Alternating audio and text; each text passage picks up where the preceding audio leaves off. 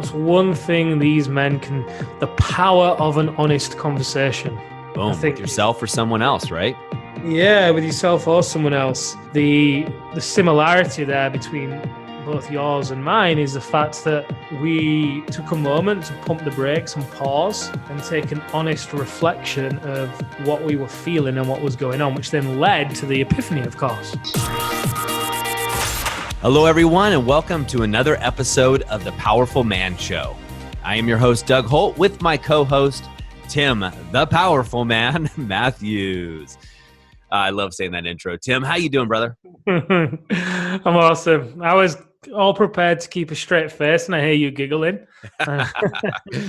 No need to be stoic, man. No need to be stoic. It's just fun to say because, here we are on doing a show, and people get to, watch us on video, and they do these things. But I feel like an actual announcer when I'm bringing you in. I keep saying that, but it really, that's the way it feels.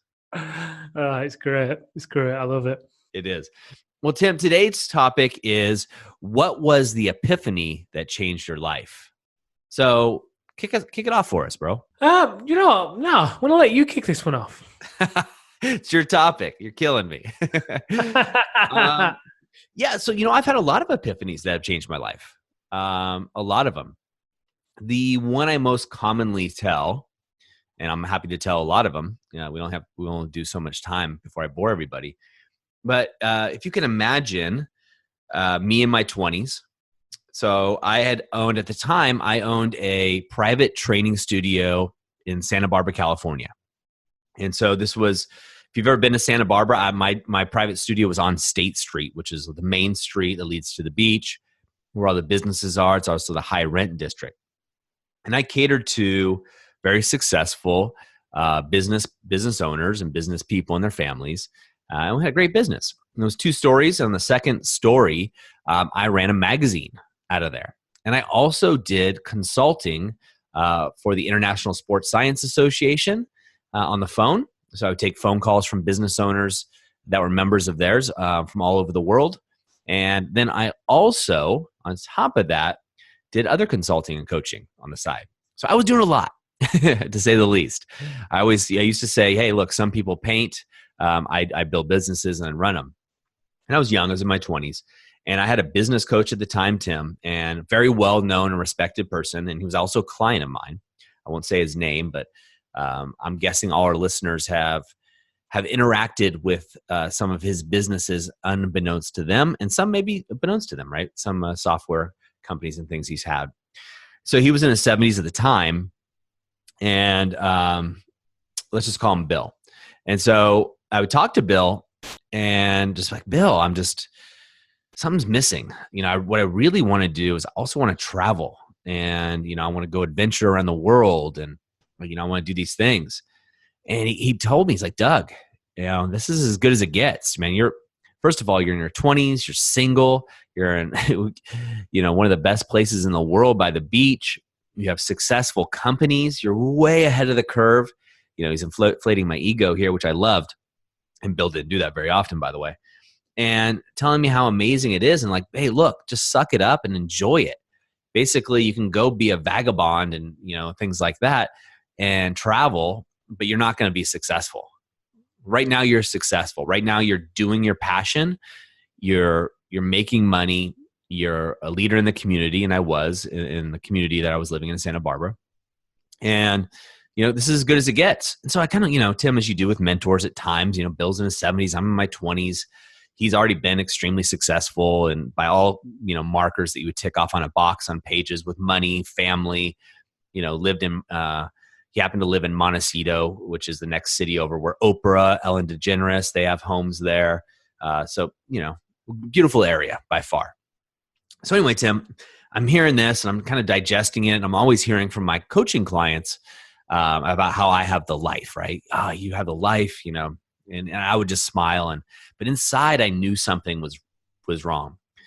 And what I did is, usually in the mornings, I went to a coffee shop. And if anybody's listening has been to Santa Barbara, the coffee shop's Janine's, and it's just off Figueroa and State, to give you an idea. And I was always one of the first people there. They'd open the doors, and I would be there. They had this beautiful outside seating in this kind of courtyard setting. And I would bring my leather-bound journal and sit down, get a cup of dark coffee, and usually breakfast. I got a breakfast, kind of a regular with a breakfast burrito, and I would journal. But this time it was different, Tim. So this time I wrote at the top of my journal, "Are you happy?" Right? I wrote that down, and what came to me really surprised me, right? Because I've been conditioned. One is I kind of felt happy. I had all the check boxes of success in my early 20s. And I'm not in my 20s anymore, by the way. And when I looked at these check boxes, the response came back right away to me. It was no. No. I was like, oh, shit. Okay. And it wasn't like I was super depressed or anything. I just wasn't happy or fulfilled, even though I was told I should be. And then I wrote something down. It was, kind of epiphany of if someone followed me around, the real me, not the me that my clients saw, and wrote it into a book and wrote it into a story, would that be something I'd be proud of, essentially?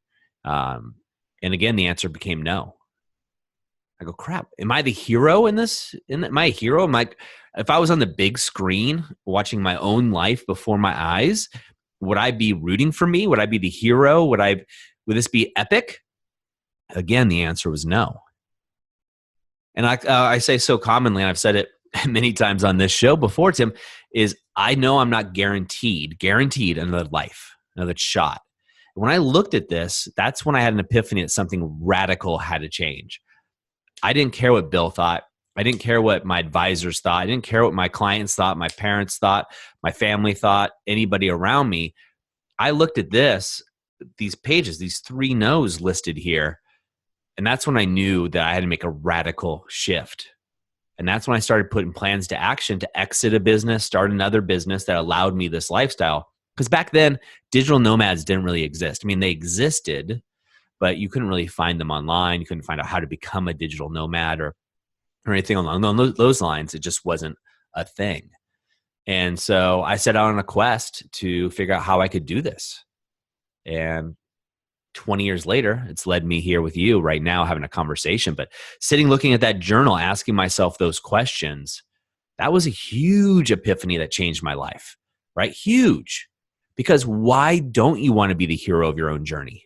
Why shouldn't you be the Tom Cruise of Mission Impossible, the Tom Cruise of your own life, right? The star, the action hero, or the romance hero, or whatever it is you want to be. Why you should be the hero of your own story. You are the powerful man, right? If you're listening to this, you are that powerful man. So if you, like me, are writing questions like that, am I happy? Truly happy, not like, yeah, I'm happy, but truly happy and fulfilled. The answer comes back no. That's when we get to change things. So that was my epiphany, Tim, that I had. Wow, that's profound. So obviously you were surrounded and had access to a lot of, I was going to say successful, but it's such a term that gets bandied about, isn't it? And quite honestly, the way in which I was perceiving success, as I said it just then, is on a financial level, but there's so much more to success than that, as we all know. Now, a question for you is, after having this epiphany, how did you, or what was your process after that you used as you then spoke with other people within the community that, again, were, let's say, wealthy, I won't say successful, that were wealthy? How did you then speak with them and filter it in a way whereby it didn't influence you or take you off track? And you still pulled out the nuggets that were relevant to you. The short answer is I didn't. But that's not the complete answer. So I'll give it to you. When I came up with this epiphany, I brought it up to several people, but kind of that way you kind of dip your toe in the water, like, hey, so I was thinking, and I would bring it up in conversation, and I got shut down every single time, 100% of the time, 100%. Now, to some of the people that were around me, right? Like, people that were in my circle of influence where I was the leader, right? And I was kind of the visionary. They loved the idea, right? It sounds great, but they had, to be fair, they didn't have any real success in their life. They were young, about my age at the time, or somewhere in that ballpark. So I would go to business events like, I was a member of the chamber, as I said, the Rotary Club, and I wouldn't talk about these things. I was already good at, segmenting my business life because already, Tim, you got to imagine this is unusual. One, I'm one of the youngest business owners in the area. Two is I'm running multiple businesses, which people can't get their mind around. And so I was used to putting on a mask, so to speak, around what I was doing. So if I went to, let's say it's the Rotary Club, I would only talk about, one business. I wouldn't talk about the other ones. Or if I was going to another event, wherever that customer or ideal avatar would be, I would talk about that business. So it was almost like living different lives already. And so again, when I talk to these people about my dreams, when I would bring it up, everybody thought I was crazy. I mean, literally almost everybody thought it was crazy, which in retrospect, hindsight being 2020, slowed me down because I bought into some of that, right? And when this was all going around, this is when 2008 happened, the crap market crash. So that set things back. And again, everybody around me, people that really cared about me, and they didn't do this to be mean, were telling me, Doug, you got it amazing. Stop dreaming so big. Really just be happy with where you are. And, being in your 20s, you're impressionable. And I took some of that on, and I kind of sidelined my dreams and goals. And on top of that, I was in a lease. And to me, breaking a lease was just something that wasn't acceptable for me. And so I wanted to serve out my lease before I terminated that for my brick and mortar business. But as soon as that lease came up, I executed upon my exit strategy. Hey guys, I want to interrupt this episode because I want to talk to you about something important. We put together a case study on how almost 300 men have taken control of their lives. They're 4Xing their business revenues, and they're having more connected and intimate sex, all without sacrificing their relationships or their health by using the activation method. Now, a lot of you have contacted us and you want to know how they're doing it. We put together this short 11-minute case study just for you, so you can see how these entrepreneurs are achieving this level of success. To get this case study, all you have to do is go over to thepowerfulman.com/11. Yep, that's 11. And you can get the case study right now. All right, it's only 11 minutes and it's going to show you exactly how these men have done it. All right, let's get back to the episode. Wow. Wow.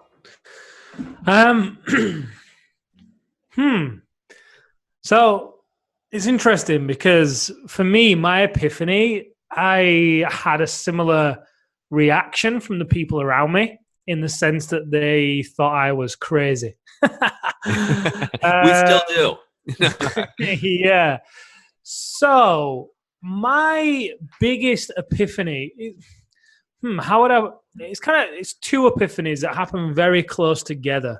The first one, which we've covered on another episode, is when I met one of my good friends, Tom Crawshaw, who at that point was working his business online, helping more people, earning more money, traveling the world. He was younger than I, and that's what I really desired for myself, but didn't really know how to do.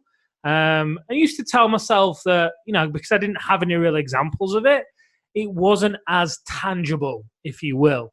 It's things I used to read about, but, when you read about things, is it really true? That kind of mentality came up. And when I met Tom, I met him at a period about 5 months after I ended the relationship that I was in, when I called off the wedding and didn't move into the house, moved back home with my parents, got rid of the offices, got rid of the business partner, really started to do my life my way for the first time ever, which was basically trusting my instinct and listening to my inner voice and going with it. Because by that point, I had ignored it my entire life because it was too scary to listen to it, which then meant I experienced a lot of stress, struggle, and sacrifice. Yes, I made progress. Yes, I had my own business and so on. But really, I wasn't happy or fulfilled. So I then met Tom. I got introduced to him in the Easter of the following year. So probably about 6 months after I had ended the relationship. And during that time, I had restructured the fitness business so it was going to serve my life. And I was taking it online. A lot of uncertainty was going on.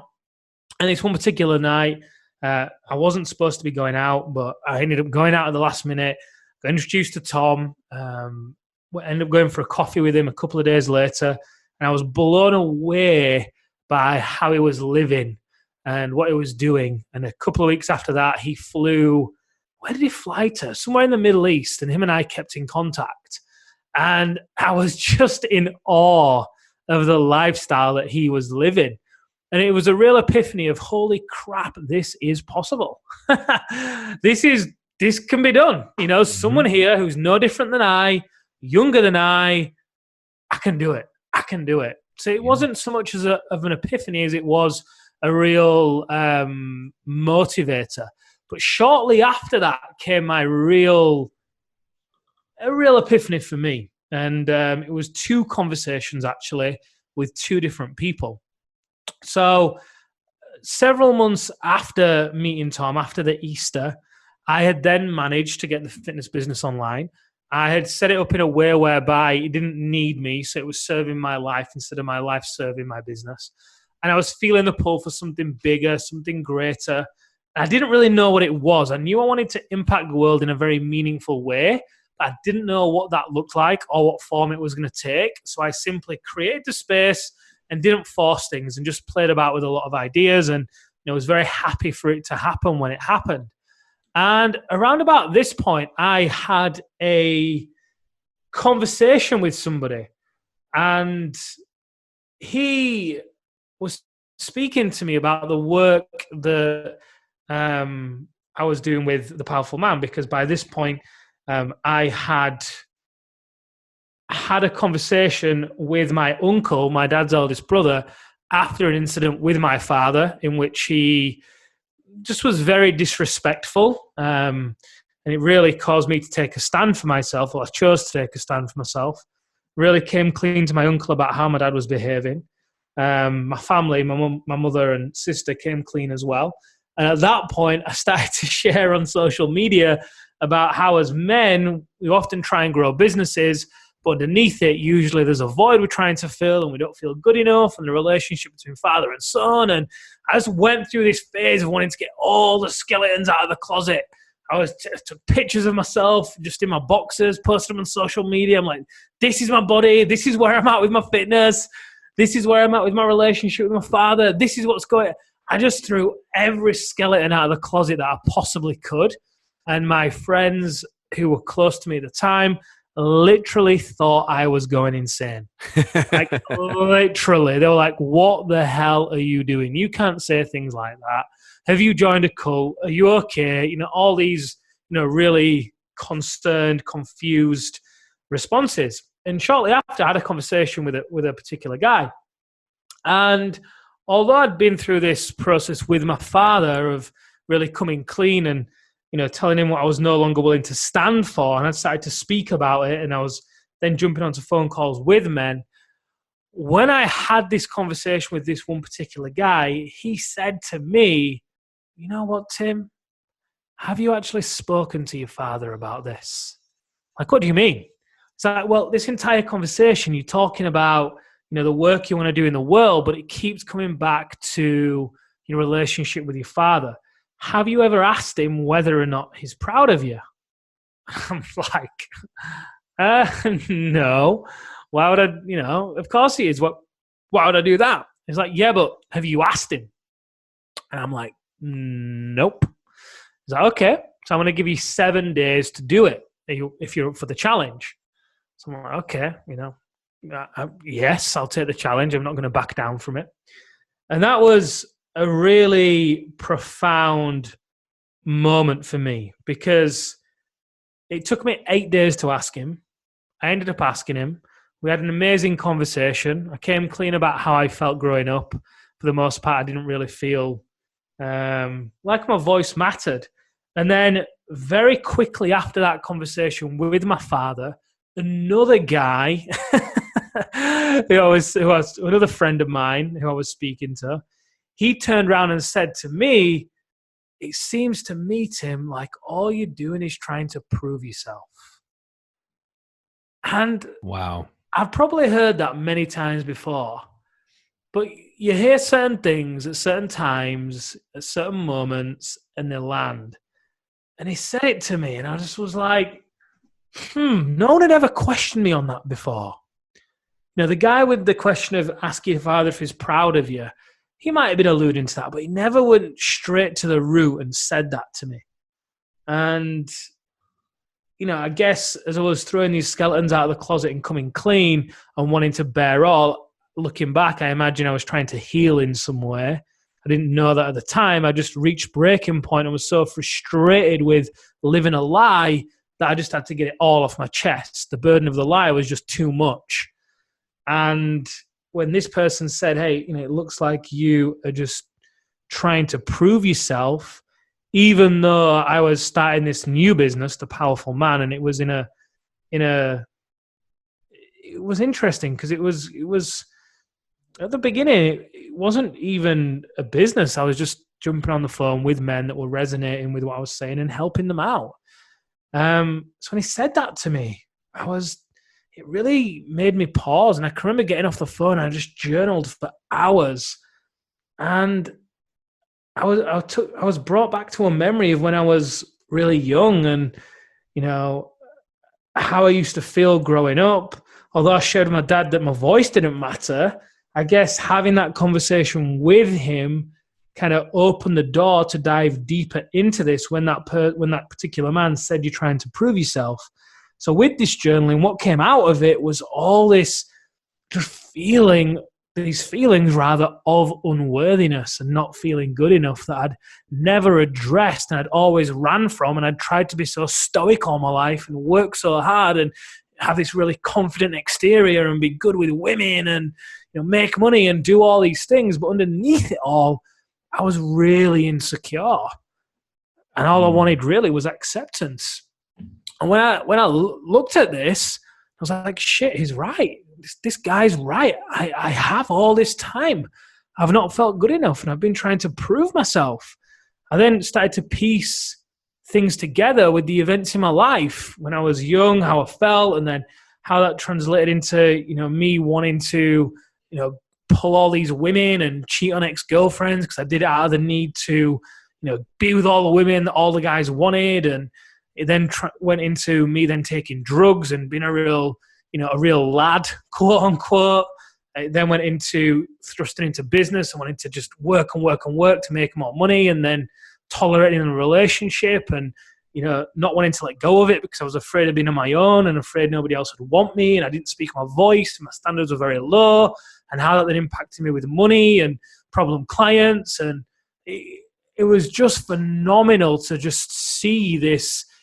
It's almost like my life up until that point was then laid out before me in this journal as to everything that had happened and the reason why it happened rather, all coming back to this one wound that I'd never even stopped to look at or consider, because I was just hustling and grinding and going, believing that when I got to a certain point, that's when I would feel a certain way or take my foot off the gas or, you know, whatever. When I'm able to buy something, that's when, you know, there's lots of variations of that story that was going on inside my head. So it was a real epiphany for me to realize that. Huge epiphany for me to realize that and have the conversation with my father. And it's interesting because those two men that both shared those questions with me and noticed those things within me, I've never really spoken to them since. You know, certain people come into your life at certain reasons for certain things. I very much believe that. And those weren't men that were particularly close to me. They were just guys that I was chatting to and jumped on a call with, and we had a laugh, and then they said something to me, and I was like, wow. And I acted on it. And it was huge to realize that. Absolutely huge. Well, that is huge. I mean, what a huge epiphany. And as you know, I've heard you tell that story, the longer version of that story before, and every time it gets me because there is so much more to it. And I think I'm glad you didn't tell some of those details that are in there, because the men will have to, that come to the activation method, will get the full long version. But The similarity with those epiphanies, right, are people have you look at something differently than you're currently looking at, or you find it within yourself. I mean, that's what an epiphany is, really, is looking at things differently. And that all starts with a question, right? With a question. So Tim, and rounding this all off, and we lost power during this recording, so it might be a little jumbled for the guys we picked up. But what's one thing that these men can take away right now? What's one thing these men can, the power of an honest conversation. Boom, with yourself or someone else, right? Yeah, with yourself or someone else. I mean, well, I guess yours was with yourself, wasn't it? Mine was with somebody else. But the similarity there between both yours and mine is the fact that we took a moment to pump the brakes and pause and take an honest reflection of what we were feeling and what was going on, which then led to the epiphany, of course. Absolutely. Absolutely. All right, guys. Well, that's time for you to ask a question. And let us know what your epiphany is. Go over to the Powerful Man, the Activation Method Facebook group, and let us know what your epiphany is. If you're not a member of that group, guys, I got to tell you, you're missing out on just tons of wisdom and gold. The coaches are sharing information. We don't hold anything back in that group. But share your epiphanies. We'd love to hear them. That's a wrap for us today. We'll see you next time, and have an amazing day.